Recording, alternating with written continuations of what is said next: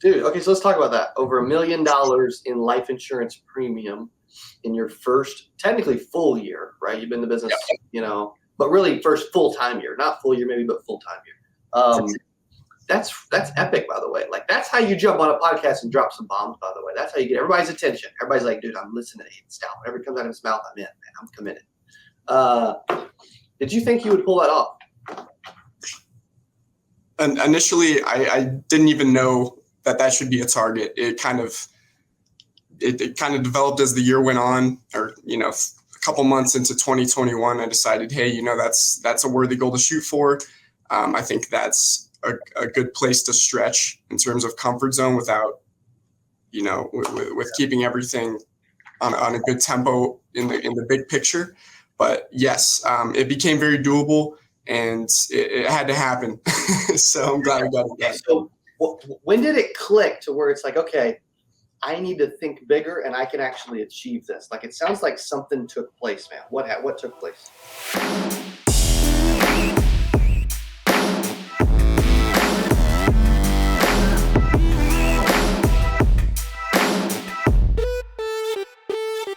Welcome back to the YouTube channel and the CA Power Players podcast. For the first time on the podcast, Mr. Aidan Stout. Dude, you've been to the office, you've been on YouTube, you hadn't been on the Power Podcast, which comes out every Tuesday, 8 a.m. Central Standard Time. But dude, welcome on the podcast finally. Thank you. Glad to be here. So those that don't know Aidan, if you didn't watch the previous video, we'll start from scratch. But I can tell you, this dude is he is starting to really ramp it up. He's scaling the industry. There's no doubt he's a power player. He's got the mindset of a killer, and he's doing some special stuff out in Boulder, Colorado. Aidan, why don't you fill everybody in, man, on what you got going on? Absolutely. In August, entered around my third year in the business, but it was about a year of full time. And so that was really the year that changed it for me. I focused on life a lot more in addition to Medicare and the supplemental things that come with Medicare, and really focused on retirement planning through Index Universal Life. Yeah. And my most proud accomplishment from that year is first year I wanted to hit $1 million in annual premium, and we successfully did that. Boom! And so very happy to build on that and get the message out farther and to more people. Dude, okay, so let's talk about that. Over $1 million in life insurance premium in your first, technically full year, right? You've been in the business, but really first full-time year, not full year maybe, but full-time year. That's epic, by the way. Like, that's how you jump on a podcast and drop some bombs, by the way. That's how you get everybody's attention. Everybody's like, dude, I'm listening to Aidan Stout. Whatever comes out of his mouth, I'm in, man. I'm committed. Did you think you would pull that off?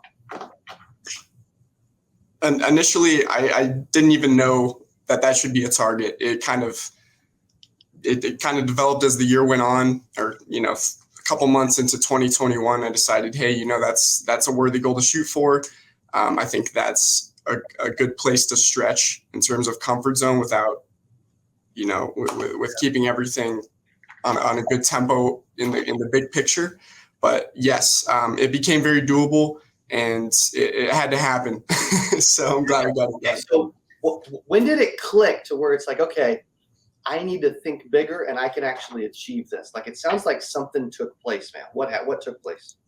Yeah, so the power of the concept that we're using is very important. I think that the way that we are approaching the retirement sector with this specific product called MPI is very new and unique. Yeah. I think it's a message people are really receptive to. That's part one, is I had the kind of the infrastructure behind me to make it happen. The second part was learning about what you're doing, Cody. I remember in the spring, I started watching your interviews, your one-on-ones, and then booked Power Day, booked 8%, and then wrote the goal on the 8% board. And that, at that point, you got to make it happen. So that's kind of been the trajectory. And now I try to go to an event like yours every few months because it keeps the fuel going. It keeps the motivation high. So yeah. I think that's really important. Man, Dylan, if you wouldn't have came up with that crazy write your goals on a wall idea at 8%, man, he may not have put up a milli. Okay, so really, we can't give credit to Aidan, Cody, or anybody else. Really, it's Dylan that we owe a lot of the credit to. Dylan definitely helped me out, yeah. That was his idea, which is a pretty cool goal idea. For those who weren't at the conference, we had a whole wall, massive. I mean, what would you say? It was like 12 by 12 or something. It was huge. And it was share your goals for the next year. And it was cool to be able to do that. Okay, so something clicked. You started taking it seriously. Obviously, you got a cool concept. You got to market that concept. What have you done? Like, why did you start to go all in on, like, you've done a lot. You've done a power day, which means he spent a whole day here with one-on-one with me. You're a part of Power Players, which is really cool. You came to 8%. You're on a podcast and interview. You'll actually be in the office in a couple days for an HQ day. Yep. Like, you're all in, man. Like, yep. Why? And Rising Stars too, Cody. Don't forget. And Rising Stars. What have you not done with us? Let's start there. Well, I mean, you guys got me, I guess, because I'm signing up for all of it. Dude, that's incredible. So the big question is why, right? For those that haven't maybe done anything with us yet, by the way, there's a lot of people out there can listen to this. They haven't done a dang thing, or they've done like just a $37 webinar or something. Like, sure. Why? That's a great question. I think you have to find that answer in yourself a little bit. Like, I know I was nervous taking those steps. Like, oh, are you really this serious? Because you're subconsciously like testing yourself and seeing if you're gonna follow through. But getting around you on our power day, and then getting around other people at 8%, like, there's a support system there that, when you're not feeling it, you're gonna have those bad days. They can help you pick that energy up, and the energy is contagious. And that's why I feel like it's important to refuel it every few months, because if you're off on your own doing this all by yourself or with a small team, it can get really hard. And I see why people quit. And I just wasn't going to let that happen, knowing what's possible. What's typically the biggest reason you notice from agents that struggle, man? Like, what do you think? It's just, you think it's mentally tough? Do you think the activity's not there? Do you think the skill's not there? Do you think struggling in front of people? Do you think it's a combination? 100% a combination. Just speaking for myself, I know coming into the field, I felt, a little lack of maturity. Like, you need to kind of get your mind right and get ready to fail, because you're going to suck at the beginning. You're just going to. Aidan Stout says, hey, you're going to be terrible. You are, man. Freaking embrace it. You are. You're going to take that first call to a person you've never talked to, and you're not going to know how to connect. Sorry. True. So, but then you think of the person that's done it for 5 years, and now, because so many people believe in them, you don't even question their talent. You know that, they're world class. Well, how do you think they got there? So you got to just see a little further ahead and know that if you just don't quit and you can show up and make a living until you're making a killing, then let's do that, and stick with it for a bit. Before the last 9 months, did you invest in yourself personally? Like in your business, like you know what I mean? No, not before. I had done a couple items before we started working with you, but nothing beyond like a gym membership, or a podcast or a book. Nothing really beyond that. Wow. And now you've really done a lot, and we're very grateful for that, by the way. So thank you. But how much is just, I don't mean just the doing in general, but how much is the like physically investing in yourself and taking yourself seriously, no matter who someone invests with, by the way. Like, you have, for everything to change, you got to change. What changed about you to realize that, dude, I've got to go more all in on me. I'm the secret sauce of this thing. Nothing else is really going to, like, everything else is going to be a problem if I'm a problem, like why, what happened there? Sure. Time is a big factor for me, because if you're doing the right stuff day after day, you're not going to feel the growth set in right away. I think we all know that. But now, 6 months into a really focused period of time, or 9 months or 12 months, you feel the growth kick in. You feel, you're having similar meetings you did a year ago, but they're going differently. You have more knowledge. You've expanded what's in here, and that's when you see the value of self-development, and then you want to replicate that with your team. So I'd say give yourself some time. Don't judge yourself so much. That's good, man. And how old are you, by the way? I'm 25, almost 26. Yeah. When do you turn 26? March. Oh my gosh, dude. This guy, 25. He's like, I mean, Yeah, it's over. Your life is over. Yeah, it's too late. Cody was 21. It's too late. Yeah. Yeah, there you go. You're so mature, man. And so committed to the process. Well, I have my days, but I'm working at it, Well, when you're having those days, what are you working on? What are you changing? What are you thinking? Like, a lot of people are having those days. What are you doing from a thought process standpoint? Sure. Yeah. Just to give people an idea of the problem I'm talking about is like, you got a 6-day week. Maybe you want to put in 6 days, but you do 3 of them and you're like, man, I spent all my energy. I've done a lot with those days, but now I feel empty. What do I do now? Because I want to still perform and be quality for the people I'm talking to. So those are the moments where you got to kind of dig deep.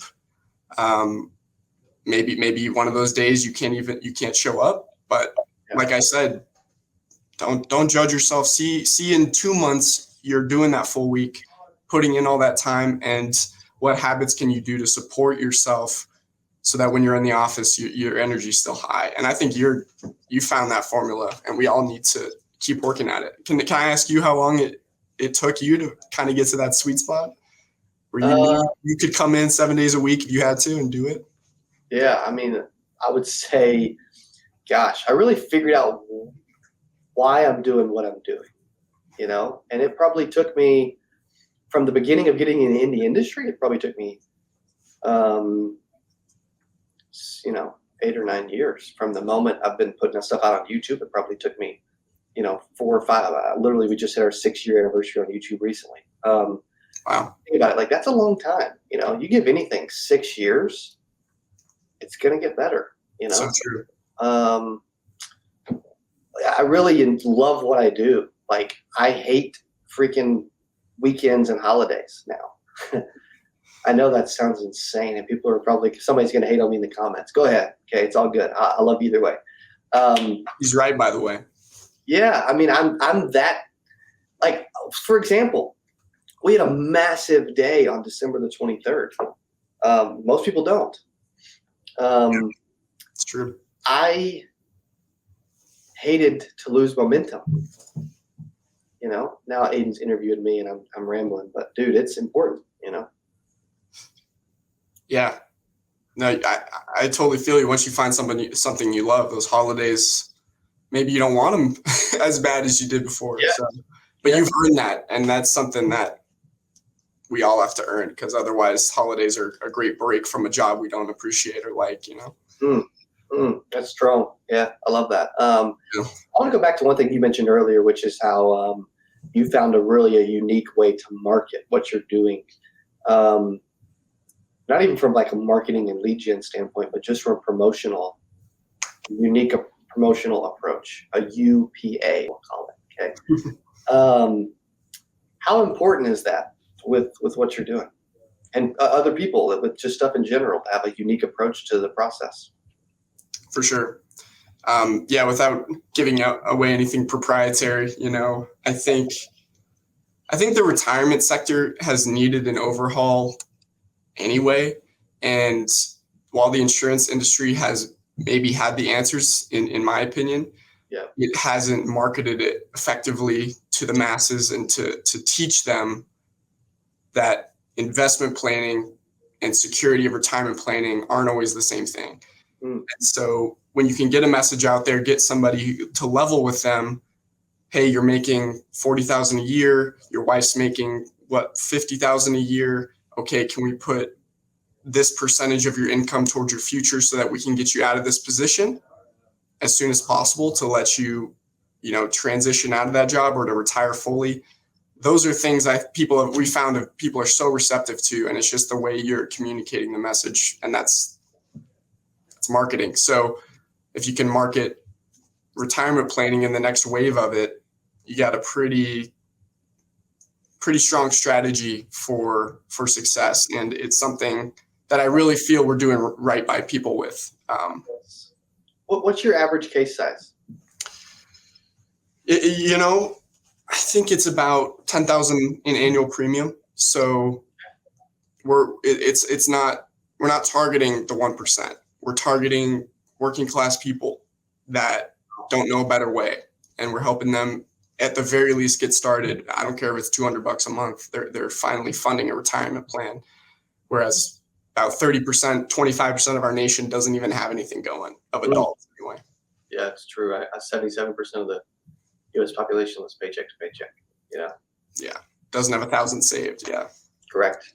Yeah, it's insane. How are you targeting those individuals with what you're doing? Free education. Okay, I like it. Education. Expand on that. However you can expand on that, because that's a cool piece. Like, people work with people who educate them.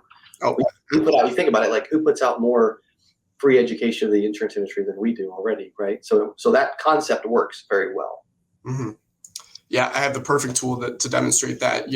It's a link. I'm happy to share if we want to do that, or we can put it in in the description. Yeah. But it's it's an educational platform that was worked on for about 6 months that teaches the process of how you optimize compounding interest over time, what American Retirement 1.0, where they fell short, how it wasn't optimized for income. It's a whole free educational platform for those who have the financial desire to get that financial education and put that stuff in place for themselves. Maybe it won't be free forever, but it's very important now that it's available to everyone who wants it. Yes. I'm also sending you a chat message right now and talking through it, because I want to make sure we send that to Dylan. Whatever you feel free sharing, we can get it to Dylan's email, and he can put it in the description of the video. So awesome. I love it, buddy. Okay, so when you're talking through, like, how hard is it to be consistent with what you're selling? Because naturally you would think, okay, you guys are selling $1 million a year or more of IULs, and your average premium case size is 10K. Okay, you need to sell 100 a year. You need to sell 2 a week. Talk through the activity metrics and kind of what you're doing to end up hitting that type of math. Absolutely. So 2021, we used social media a lot for lead generation. And that's where, it really became apparent that this information is valuable. If people are on TikTok and they want to sit down with you and talk about their finances, that's, I don't know if many people would assume that would be so successful, but it really worked. Yeah. And that's without classical lead strategies in insurance. So then you throw that in. Now you can get in front of a lot of people, but now it's moving towards, okay, let's have a webinar. Let's get as many people on this webinar as we can, get that education going, create that financial desire to achieve retirement at 50, 55, 60, and then give them the tools they need to make an informed decision. And it's whether or not that person's ready, basically. Yeah, I love the webinar strategy, by the way. Like, that's something we use a lot. Yeah. Love. It can be fully automated. Like, it's a strategy that I totally appreciate. And you're building a brand and an audience, and driving a ton of registrations via leads, right? So there's a cool concept there for sure.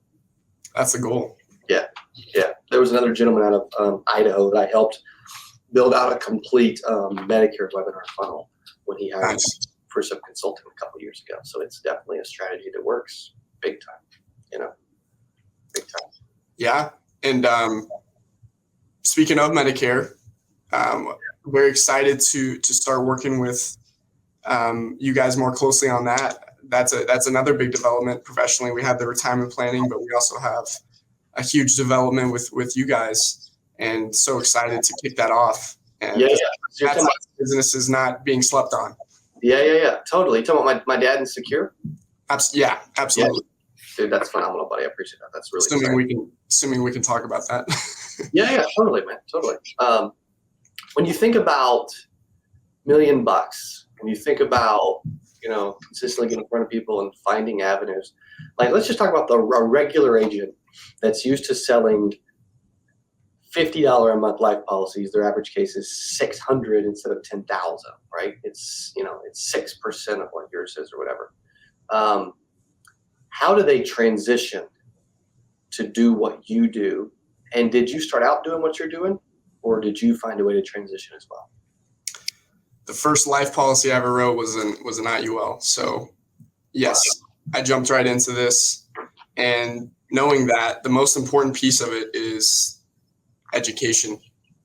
Yes. Yeah. Unfortunately, it's not the answer everyone wants to hear, because obviously you want to sit down, be able to quote people, get your age leads and start running them. That is totally something you can do, and that there's nothing wrong with that. For my approach, I had to learn what was going on with this sector. And then once I did, you kind of see that that's when you kind of see the opportunities once you know what you're looking at. But that took some time. So I'd say if you want to make the transition to bigger policies and bigger cases, it's more skin in the game on your part. Having worked some large cases, you're dealing with some very large amounts of money and safe money management. So your customer service skills have to be better. You have to communicate more clearly. You have to know the pitfalls that they're going to think of, the doubts they're going to have when it comes to finalizing. This is all stuff that maybe a term policy doesn't require. So, yeah, it's just additional knowledge. It's taking your craft more seriously and actually studying up. I could tell the person I met you, like, this cat does his research. He knows what he's talking about. He knows his stuff. You were teaching me stuff I didn't even know. Like, oh, come on. Dude, I appreciate that. But yeah, I don't know, like, the ins and outs of indexes and index ULs and that kind of stuff as well as you do. I'll be the first to admit it. Is there a book or a program, like, is there a book that you recommend for agents that want to, like, start to figure some of this out? And it's probably not 0 to 6 figures for selling IULs, but we'll see. Okay. Oh, he's got it though. He's got it. I need you to sign it this Friday, by the way. Done. Bring it with you. Hey, or we'll give you a new one. Whatever. Buy this one first, man. Okay. All right. Then what should I buy second? Aidan Stout's book next. Okay. To really learn about what I'm talking about, not because I want to sell you something, but because I want you to learn what I'm talking about. Yeah. I would recommend this book, The Lost Science of Compound Interest. Lost Science of Compound Interest. Who wrote that? Sorry, his name's at the bottom. Yeah, Curtis Ray. Right. Cool. You know Curtis? Yeah, Curtis is a close business partner, and he's the innovator of this product, and really is a classic entrepreneur. So I have a ton of respect for Curtis, and I'm fully behind his mission. Yeah, man, love that. That's killer. What did you have to change about you and the way that you thought? Because I'm in the middle of rereading Think and Grow Rich right now. Amazing book. Yeah, I'm on chapter 3. I'm spending a little bit of time in the evening and the morning. I was up at 5:45 doing some reading and planning for the day. But I'm trying to be more serious with my time and maximize this year because it's starting to get bananas. Not literally bananas because I like bananas, but it's getting bananas from the time. I can tell. Thanks, bro.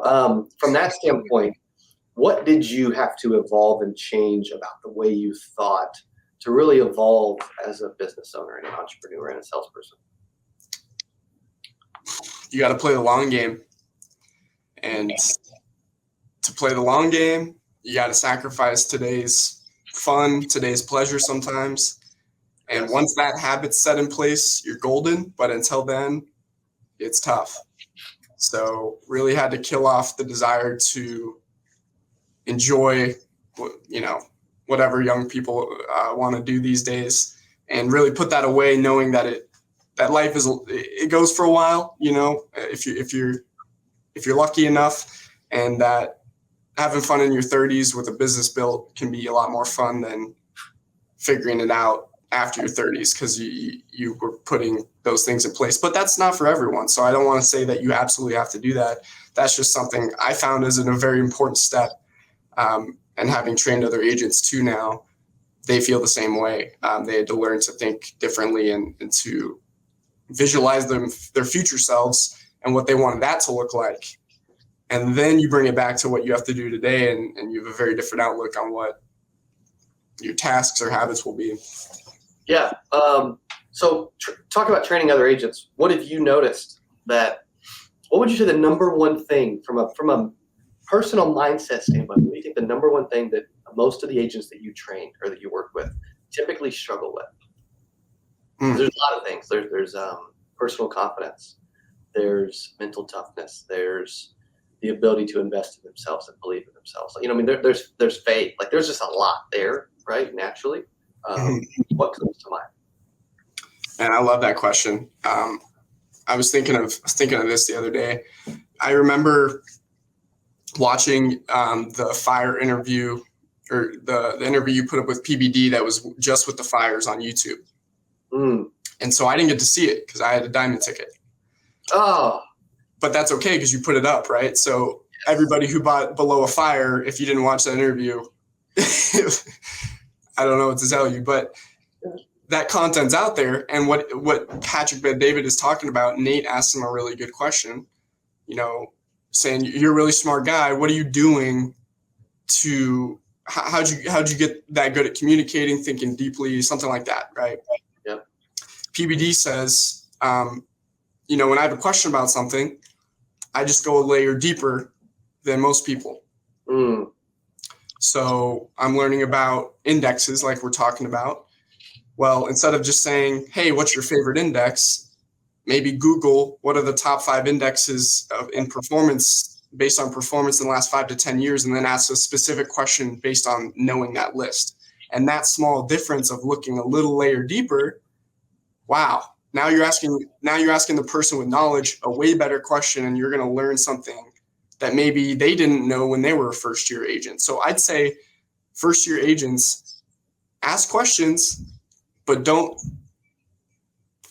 ask the first question you think of. You know, take a minute, come up with a better, more incisive question. I would love to see that from new agents. I think that piece, because that's not a habit you want to add in your 4th or 5th year. You want to have that software from the get-go. So why not work on that from day one and just be a killer agent by year 3? You know? Yes. Dude, that's a deep answer. Like, that's really smart. Yeah, sorry. But I was thinking about that thing with Patrick Bet-David. Is such a good piece of information. I want to share it. Yeah, that's strong, man. I love how you related it back to our content, too. I appreciate that. What do you guys think? I think we need to check Aidan's birth certificate. There's no way he's 25. I don't believe it. Come on. I don't believe it. Dylan, do you believe it? I don't believe it. Okay. Thank you. If someone wants to learn more about you and what you're doing, or reach out to you, how do they do that? What's the best way? Facebook, email? Like, where do you send them? What do you cool with? Sure. Me specifically, that's interesting. Yep. You know, we did start uploading to YouTube this week, Cody. So that has begun. Oh, what's that called? It's taken too long, but we're going. It's called Your Compound Coach. Oh, I love it. Dude, it's time to explode that brand, you know it? Yep. Right. This is the year.